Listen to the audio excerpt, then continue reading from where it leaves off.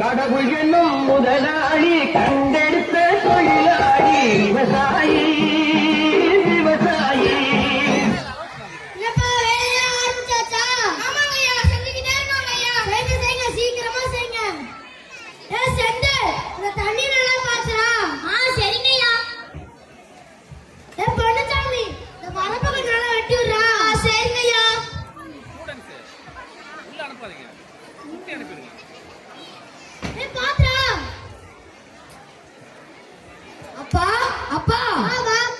என்னப்பா பண்றீங்க?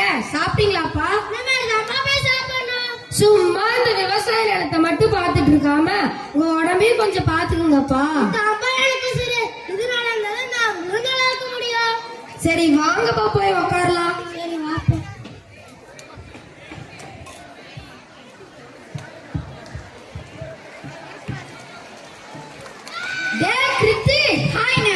எப்படா ஃபாரின்ல இருந்து வந்த? நேத்து நைட்டு தானே நான் ஃபாரின்ல இருந்து வந்தேன். நல்லா இருக்கியாடா? நான் நல்லா இருக்கேன்டா. நீ நல்லா இருக்கியா? நான் நல்லா இருக்கேன்டா. அப்புறம் நீ என்ன பண்ணிட்டு இருக்க? நான் அந்த கிராமத்துல விவசாய நிலத்தெல்லாம் பாத்துட்டு இருக்கேன்டா. என்னது விவசாயமா? என்னடா நீ இன்னும் இப்படியே இருக்க? என்ன பாரு, நான் ஃபாரின்ல போய் செட்டில் ஆயிட்டேன். நீ என்னோட வாடா? அதுக்கெல்லாம் ரொம்ப செலவாகும்டா. அந்த அளவுக்குலாம் என்கிட்ட பணம் இல்ல. உங்க அப்பா தான் நிறைய சொத்து வச்சுக்காருல்ல, அந்த விவசாயத்தை வித்து காசு வாங்கிட்டு வாடா. எங்க அப்பா விவசாய நிலம் எனக்காக தருவாராடா? கேள்றா, கேட்டு பத்துட்டு வாடா. சரிடா.